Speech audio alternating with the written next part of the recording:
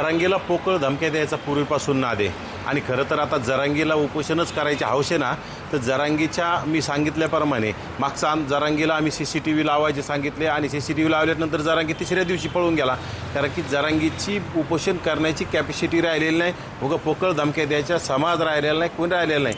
आता कुठंतरी ब्लॅकमेल करण्याचा प्रयत्न आहे, बाकी काही नाही. आणि राज्य सरकारने याच्याकडे दुर्लक्ष केलं पाहिजे आणि त्याला जर उपोषण करायचं असेल तर माझंसुद्धा त्याला चॅलेंज आहे. त्याच्या शेजारीच, त्याच्या पॅन्डॉलच्या शेजारी आम्हीसुद्धा उपोषण करू आणि दोघांच्याही उपोषणाकडं CCTV लावले पाहिजे आणि योग्य ते पोलीस प्रशासनाच्या सगळ्या अधिकाऱ्यांच्या निगराणीखाली ते उपोषण झालं पाहिजे.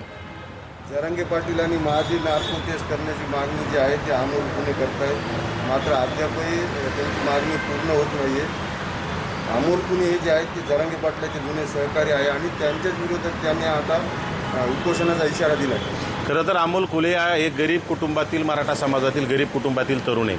त्याच्यावर जरांगीनी जाणीवपूर्वक कुठेतरी अन्याय केला आहे. जरांगीनी त्याला टार्गेट केलं, विनाकारण जेलमध्ये पाठवण्याचं सुद्धा काम केलं आणि कोपर्डी प्रकरणामध्ये सुद्धा त्यांनी जेलमध्ये जायचं, त्याला जावं लागलं. जरांगीनी तिथं सुद्धा फसवलं त्याला आणि आता त्याचे बरेचसे काही गोष्टी माहीत असते आणि त्याला खरं बोलणारं पोरगं आहे आणि ते बोलतंय नार्को टेस्ट कराय. आता राज्य सरकारने त्या दोघांची नार्को टेस्ट केली पाहिजे ना. अमोल कोल्हे वारंवार येऊन पोलीस प्रशासनाला सांगताय की आमची नार्को टेस्ट करा, मग पोलीस प्रशासनाने सुद्धा नार्को टेस्ट केली पाहिजे. मग पोलीस प्रशासन आणि राज्य सरकार, पोलीस प्रशासन आणि जरांगीची तर मिली बघत नाही ना. म्हणजे कुठंतरी समाजामध्ये तेढ निर्माण करण्यासाठी जरांगीसोबत तुम्ही सेटिंग तर केली नाही ना, असा सुद्धा राज्यामध्ये संशय निर्माण व्हायला आहे. त्यामुळं जरांगीची आणि अमोल कोल्हेची दोघांचीही नार्को टेस्ट झाली पाहिजे आणि दूध का दूध पाणी का पाणी बाहेर समोर आलं पाहिजे.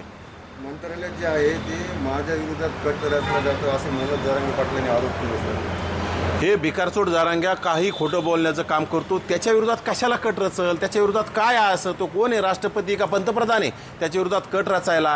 अरे काहीतरी सांगायचं. आपल्याला जर कर नाही तर डर काय असतो? ज्या माणसाला काही चुकीचं नाही त्याच्यावर काय कट रचल्या जाणार आहे? याचं काही चुकीचं असेल तर कट रचला जात असेल. परंतु कुठंतरी अमोल कोल्हेंच्या, अजय महाराज बारसकरांच्या, त्या विदूर लगडेच्या ह्या लोकांच्या प्रश्नाला बगल देण्यासाठी, कुठंतरी समाजाला भावनिक करण्यासाठी, समाजामध्ये गेल्यावर कुठंतरी समाजाला संबोधित करताना तो सांगतो की मला कुठंतरी ब्लॅकमेल केलं झालं आहे, मला कुठंतरी माझ्या विरोधात कट रचला जातो आहे, माझ्या जीवाला धोका आहे. त्याच्या जीवाला धोका नाही, त्याच्या विरोधात कोणी कट रचत नाही, काय नाही. त्यांनी अमोल कोल्हेंच्या, अजय महाराज बारसकर आणि त्या लगडेंच्या प्रश्नाची उत्तरं दिली पाहिजे आणि ते दूध का दूध पाणी का पाणी समोर आलं पाहिजे. खरं तर नार्को टेस्टला त्यांनी सामोरं गेलं पाहिजे ना.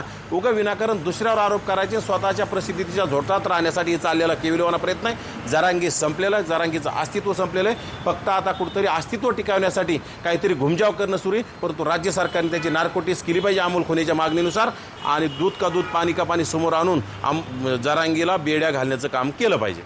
शेवटचा प्रश्न आहे आता की सातारा गॅजेट जे आहे ते या अधिवेशनातच लागू करा, अन्यथा 2029ला सरकार पाडू असा इशारा जरांगे पाटलांसारखा. 2024ला सरकार पाडता नाही आलं.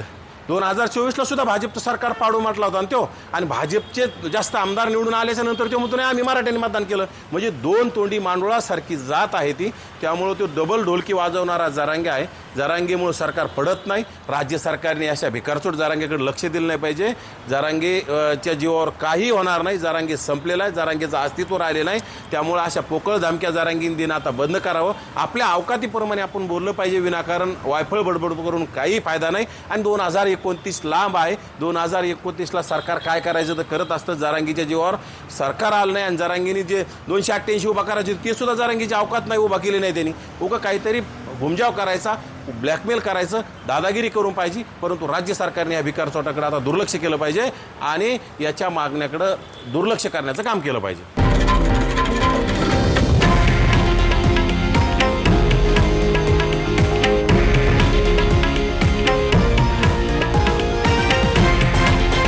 हे आहे देशातील नंबर 1 न्यूज नेटवर्क आणि आपण पाहत आहात TV9 मराठी, एकमेव.